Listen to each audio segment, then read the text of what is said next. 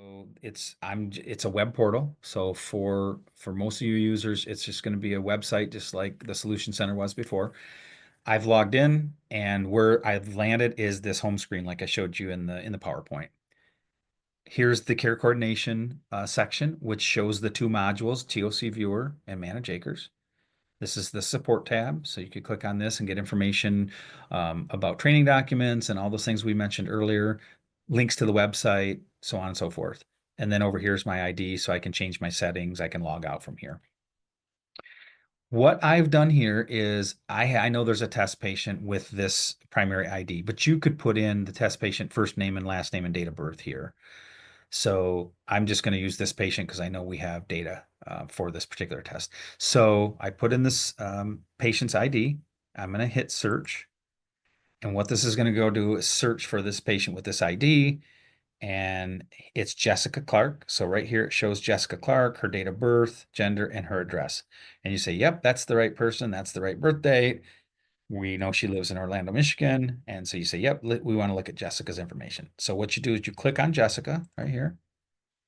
And then what this is going to do is basically pulling information from the background, right? So it's saying, okay, go through, pull anything on Jessica, and let's pull this back for the end user. So this view is the demographics up here in this box. So this is the ID I put in for her, but her address, primary phone, so on and so forth.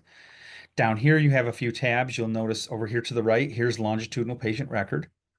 If those of you have used My Gateway, today this says View Viper here. We've just changed that name to Longitudinal Patient Record. So we're going to go here in a second. Care team. This is what I had mentioned on one of the slides. This is the different care team members that also see Jessica as a patient, right? So for instance, this Justin Lacrosse.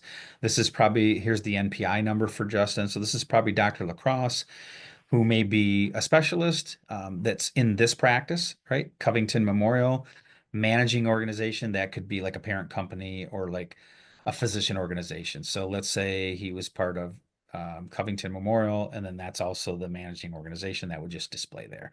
So that just gives you, these are kind of more of a kind of a nice to know of who the other care team members are. In case you need to contact them for some reason, that information would be here. So that's what the care team is. And then documents and consent, these are kind of placeholders for now. We don't have consent set up. This is something totally different. You guys won't have access to that. And then the documents are going to be actually inside the record. So I'm just going to launch into here. So what this is doing now is pulling together all of the sending source material and data for Jessica. And just like the slides I went through, this is the look. So this is the landing page. This is the new longitudinal record. So kind of starting at the top here, you'll see patient information as far as demographics, right? So it's the summary. It's the EID, which is the electronic ID for this patient, first name, last name, date of birth, gender, marital status, basic summary information. There's more granular information in here, their address, demographics, if there's any related persons to this name, that would be here, but I won't go through that. These are just real details in this section. So you can kind of play around with that. Okay. So coming down to the page, you can see if I were to start scrolling down, the column on the left is going to be, again, the problems, the medications and orders, right? So here's all the listing, the state medication statements, and so on and so forth. And then down the right is starting with the encounters, and we'll just kind of go through each one of these. So for instance, problems. If you wanted to search for a certain problem, you could. You could sort ascending or descending here. So you could just stack them up alphabetical, right? So, and then you'll just start to see the different types of problems listed here. You could do it by code. Most people aren't going to know that code, but that is there because that's how we receive those. Um, the category, you can sort by either a diagnosis or you can sort by a problem list, whether it's active or not, the onset date. So if you wanted to get the most recent, the onset dates would be stacked up here, or you can type in. So for instance, melanoma. Whoops. So diabetes mellitus, um, things along those lines. Whatever you want to type in, it'll pull back. All right. And then from there, you can see again the list, the date that they're active, and so on and so forth. So those are the problems. And this we had this before, and we have this today in Viper.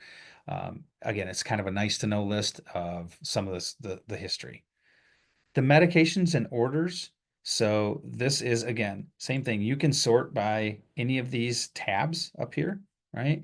So acetaminophen, you can see the dose for the acetaminophen, what the instructions are, the quantity. This is an oral route. So if you just wanted to say, okay, well, what oral meds are they on? You could type in oral and you could get all the oral meds that that patient is on. Okay.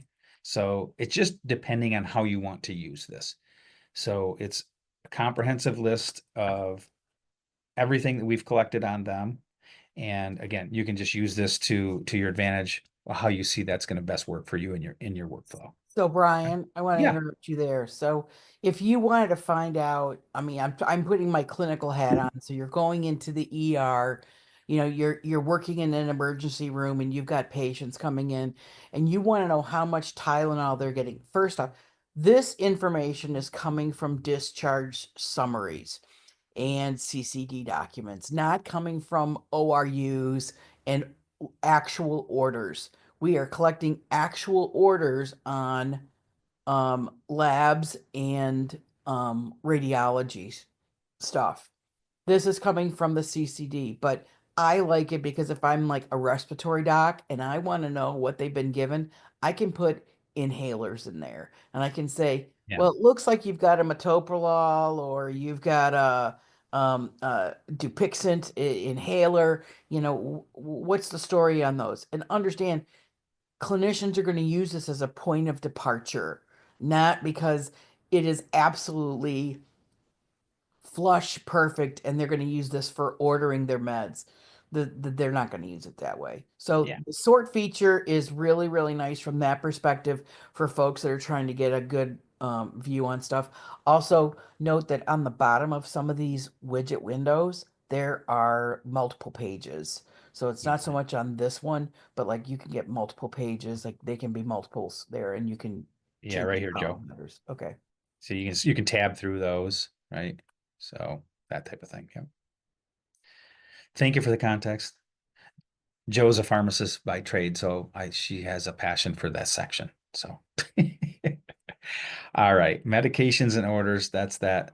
The medication statement. Joe, since we're right here, do you want to talk about the difference on these two? Since you have a good way of explaining that about the medication statement versus the Yes. orders. Yes. So a medication statement is more of the documentation of what has been given to the patient during a specific encounter. So if you go into for the example is this, if you go into the ER and they gave you, you're nauseous, and so they're giving you an ondansetron or they're giving you uh, prochlorperazine, suppository or shot, they would document it in that what they gave you during the encounter. That's what the medication statements are. If they gave you a breathing treatment, that would be what would be put in here. That's what you would find Yeah, very good. versus the medication orders. So it's one of those things that now if I'm putting it in context, somebody shows up to your ER and you look in here, you look in my gate, you look in the longitudinal record and you can see that they were in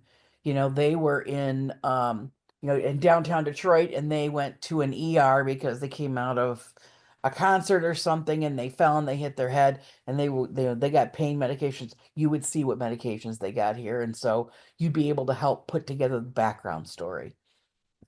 Great, thank you. All right. Let's see. So moving down, procedures and devices. So this is again, we have this today. So this is going to be as some of the section that's going to show the different procedures, and you can see these down here. You can sort. They're going to default by date, but you can sort by ascending, descending. If you knew the care provider, if they said, this particular, Dr. Bednar is the one that did my knee surgery or what have you. You could find that here. You could search by care provider. You can search by, like CT, so you can CT cervical or here post glucose. That's going to show up just because um, that's a procedure based on a billable code, right? So that might show up here, but the glucose is also going to show up in the lab section. So that just gives you an idea of a way to sort here through the procedures. And then immunizations. So if you wanted to see if they had, for instance, their flu shot, you could type in influenza. Oops. And then it shows the influenza information, the vaccine, the date. Here's the manufacturer, the lot number, the dosage. So that all that would be there for you. And if that's something that, and we haven't talked about it a little bit yet, but if that is something you need, this little paper tab here, this is the way that you're basically going to create a CSV file to be able to download that or print that or whatever if you needed this whole list. So you have a way to scan that into your EMR, for instance. So that's immunizations. And again, any of these are sortable or stackable. And then that's it for this left-hand side of the page. Over here, starting with encounters, again, this is the where have they been, right? So this is the tracking. This is the like we receive the ADT notifications from just about every hospital in Michigan, and this is going to say Brian has been where. So for instance, Covington Memorial. So I've been to Covington on this date. And if you didn't know, or you said, all right, well, let's see, they said they had showed up at Covington. So we just want what happened at Covington last week. You could start typing that in. These searches are the same for each one of these boxes. You'd see the day of the encounter, the admit reason, and so on and so forth. So these encounters are, again, these are the triggered events, right? This is the stamp of where has this patient been. And then as we kind of move down over here, the allergies. So you can see, the different types of allergies, what it is. So they're allergic to erythromycin.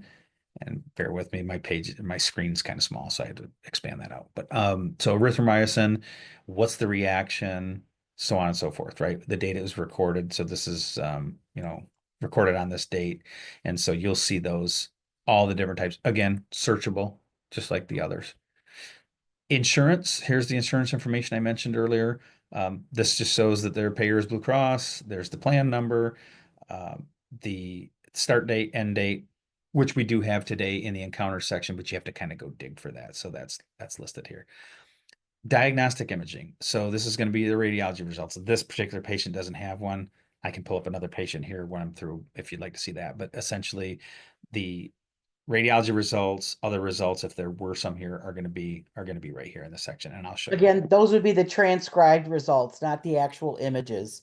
But Mhm. you would get the information about what the reading found, what the details were, the attestation. You would end up seeing who actually signed the document and who actually did it. So you would have Yeah. it. That Signed off by the radiologist typically, and it'll be the report. We won't have any images. At one point, we only really had images going to Viper from two health systems in the state historically, but we don't have that. So we won't have images moving forward. It'll just be the reports. So labs. This is the labs and observation results. So as you can imagine, many different types of labs. So if I wanted to look at just like any CBCs, so there's a CBC from this source on this date. And if I go to this little down arrow right here, this is going to actually open up that CBC.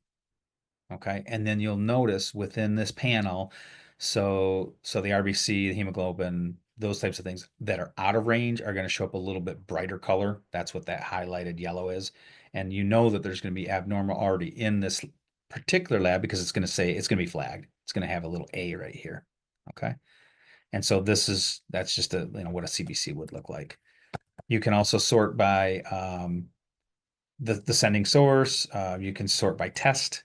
So you can do it that way. You just kind of have to play around with this. What's going to make most sense for you? So that's what you would find in the lab section. So kind of going back to this CBC for this particular patient, you can collapse this. You can open this up, right? So it's just a matter of kind of playing around with it. And then if this is something that was important to you and you wanted to pull that lab result, if you will, or all the lab results in this case, you could pull that lab result. Now, I just did it for all, but you would see what it is. Here's the let me make this a little bit different here. So, and then you would see the date, where it came from, the facility. So Sunnyside's just a test, right? But you would see hospital names mostly here. So Michigan Medicine, Sparrow, Corewell, whatever it is, and then what they are. And then from there, you can, if you needed to print that, you could file print that and then scan that into your EMR and then back to the labs. All right, documents and clinical notes. Someone asked the question earlier about documents, I think it was. So this is where your, plan of care, discharge summaries, things like that. I don't know if we have a discharge summary on this patient. I don't know if we do or not. I don't think so.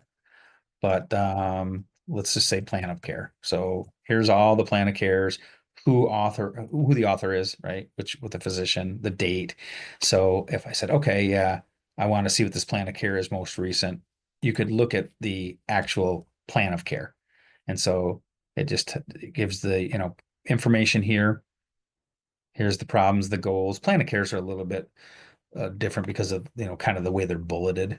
And then down here, who signed off on it. Okay. So if that plan of care is something you needed, then you could just download that and then print it or download it, however you wanted to do that. So again, anything searchable here or by type. So ED notes. So here's an ED note, for instance. This is just a sample. There's not really a note in here on this one, but that just gives you an idea. So ED notes, and then again, you can tab through down here at the bottom page. So I'm just doing pages based on sorting it by ascending. So you just kind of have to see what's going to work for you. So each user, just like Viper, you kind of have your tips and tricks of how you find this going to be best work for you. And then the final section is vital signs. So blood pressure, if I want to see what the blood pressure vital signs were, you could start typing in that. You'd see blood pressure here, blood pressure with a panel. Here is 113 over 65. And you say, okay, that's fairly normal, whatever, whatever you need to do with that information. So those are the different sections. Again, I And I did, got a couple comments. yeah, please do. We're ready for Okay. questions because I want to, it's 10 to Well, I want to 12. So kind let's of make open it sure I up. clarify and just kind of give you guys some overall points and tips. Yeah. So, because this is a combined view from every different organization that's part of our network, you are going to see differences in how and what data is available. So, for example, you may find that one organization doesn't, and that's more that's more a reflection of how the data is sent to us and how the data is sent to MiHIN and what we can process. So, for example, if you have if you do admitting and your admitting doesn't necessarily and your admitting department doesn't necessarily put in who the admitting a physician is or who the attending physician is, if we don't have that information, we can't display it. So if we do have the information and it's in the right place, we can go ahead and do it. And so while you're doing validation on what your data as your organization sends it through and what it looks like, be aware that you're going to be looking at data coming from a variety of different organizations. Here, you're looking at data that's coming from our internal folks who are creating false data to put in for demonstration purposes. We know what data fields need to be filled and this and that. But as everybody knows, your own HL7 messages, your own formatting for your EHR and how the data is sent is nuanced from one organization to another. So just be patient, make notes of things and say, why can I see some sources but not other sources? Because I think we're going to have more conversations down the road about consistency of how data is shared and how data is presented. That's one thing. So we can only present what we get, number one. Number two, I wanted to point out that some of the information that we're getting in these sections, like the vital signs and the documents, they're coming from the CCDs. They're coming from CCDs and specific documents that are included as part of like either discharge summary. Those are a continuity of care document. We get that. That's what we put in here. So if there is, in other, all the medications are coming from a CCD.